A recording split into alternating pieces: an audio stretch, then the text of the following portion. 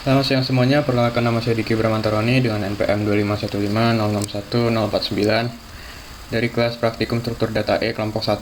Di sini saya akan menjelaskan program saya yang berjudul System ID Player Game.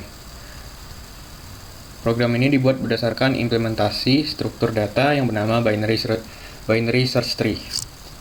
Kita langsung saja masuk ke pembahasannya. Jadi yang pertama di sini adalah class node. Class node digunakan untuk mendefinisikan suatu class yang bernama node, yang dimana node ini merupakan suatu titik yang ada di dalam struktur data pohon atau binary search tree. Nah, node ini dapat menyimpan sebuah data atau nilai yang nantinya akan diinputkan oleh si user. Terus sini ada konstruktor dari class node yang dengan parameter self dan key, yang dimana self itu merupakan adalah indeksnya dan key itu merupakan nilainya, yang dimana nilainya akan disimpan ke dalam sebuah indeks self key. Lalu di sini ada di dalam struktur data pohon, dia ada suatu percabangan yang dimana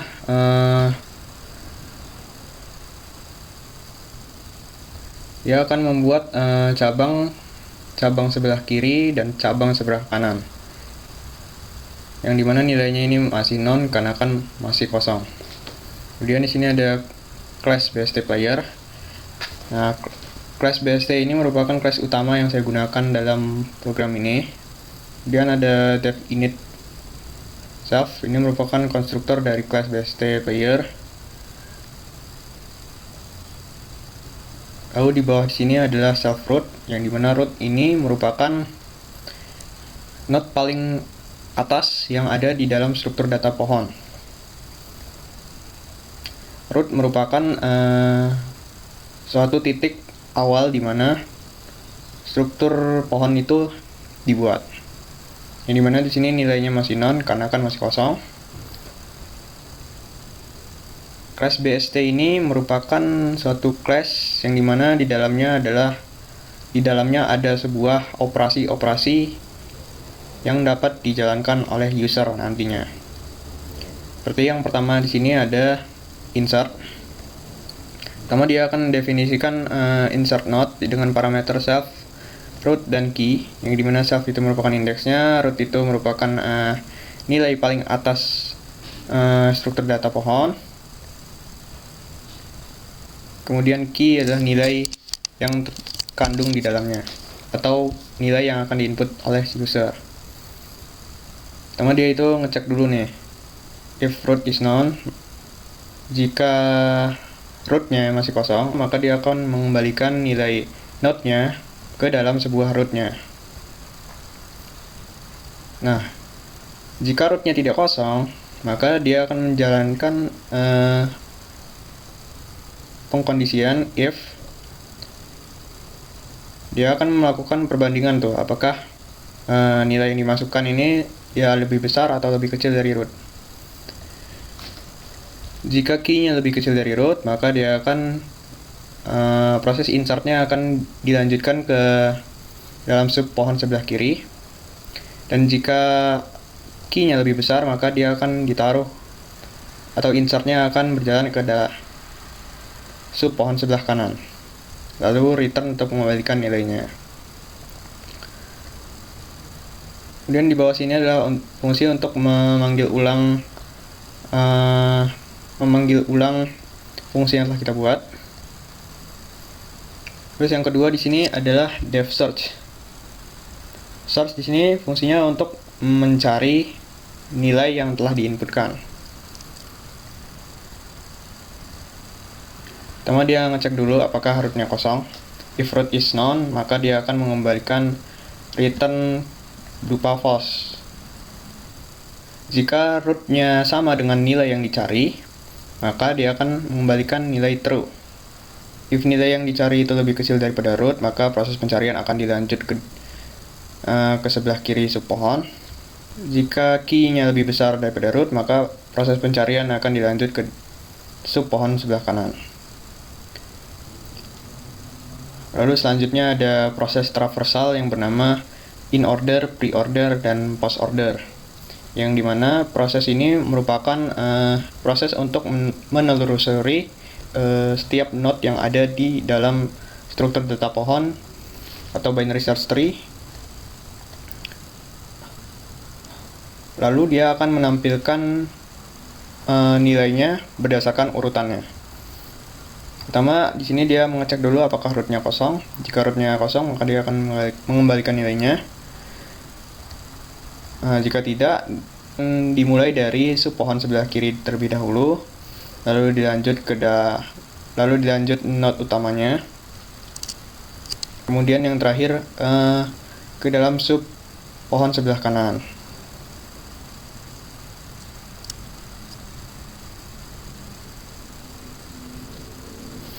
Kalau yang pre-order, dia proses pencarian akan dimulai dari rootnya terlebih dahulu. Lalu dia akan berpindah ke subpohon sebelah kiri, dan yang terakhir itu subpohon sebelah kanan. Dan yang terakhir ini ada post order.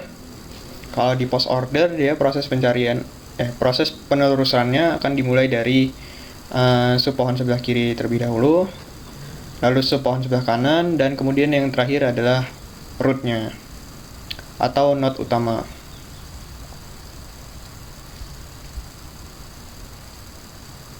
Selanjutnya ada define min. Nah, find min ini digunakan untuk mencari nilai terkecil yang ada di struktur data pohonnya. Pertama, dia ngecek dulu apakah pohonnya kosong atau tidak. Jika kosong, maka dia akan mengembalikan return min 1, yang artinya strukturnya masih kosong. Lalu di bawah sini adalah current sama dengan root, yang dimana proses pencarian nilai minimum itu dimulai dari root terlebih dahulu. Kemudian di sini ada perulangan current left is not known.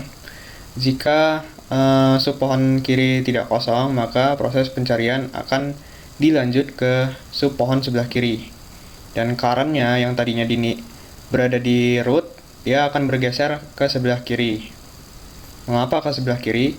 Karena subpohon sebelah kiri itu sudah pasti nilainya akan lebih kecil daripada si rootnya.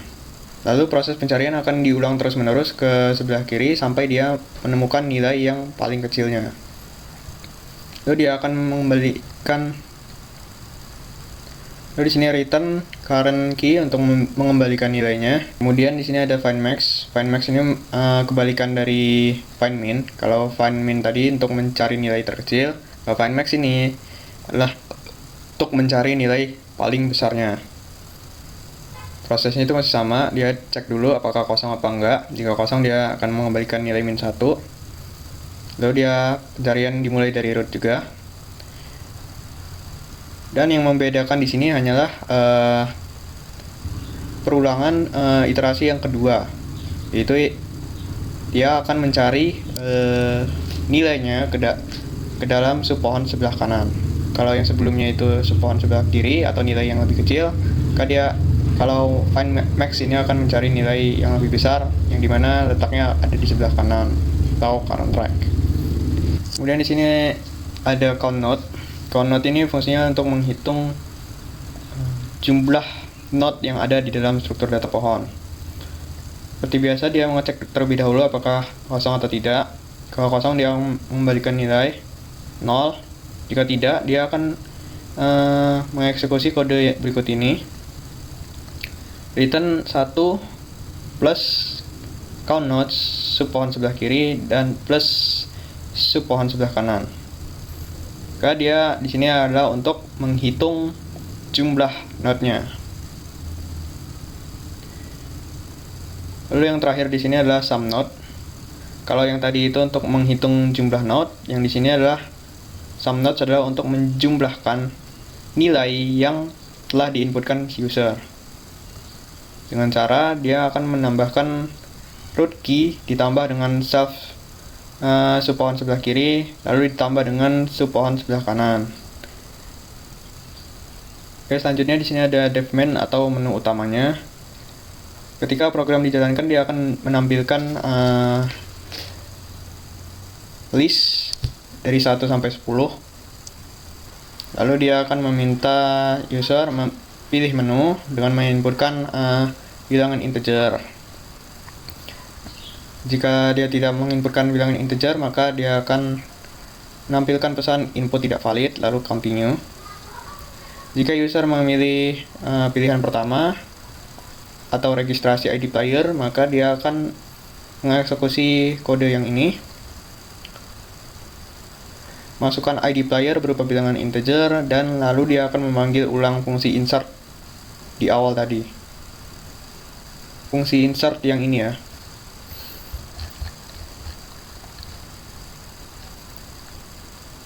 Lalu pilihan kedua yaitu untuk mencari ID player. Maka dia akan meminta memasukkan ID yang dicari. Lalu dia akan memanggil fungsi search yang telah kita buat di atas. Selanjutnya adalah pilihan ketiga, yaitu untuk menampilkan ID player terurut.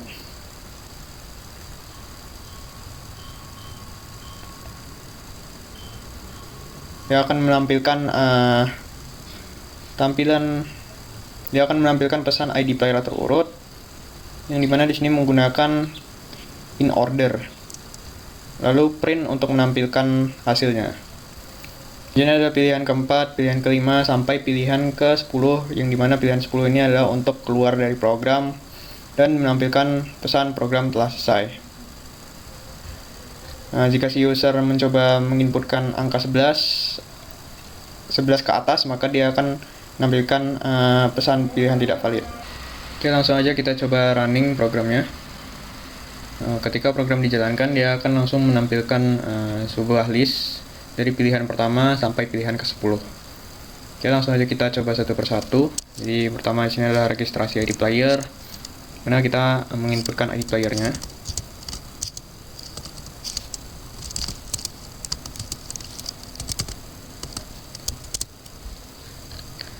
Lalu pilihan kedua adalah untuk mencari ID player. Misal kita mencari yang sudah diinput tadi.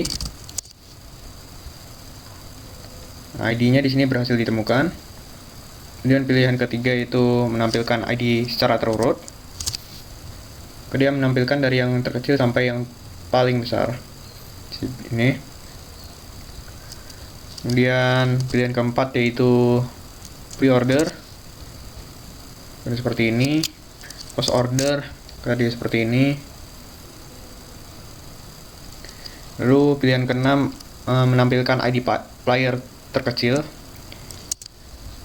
Nah, yang terkecil adalah 122, lalu yang terbesar lalu pilihan ketujuh untuk player terbesar yaitu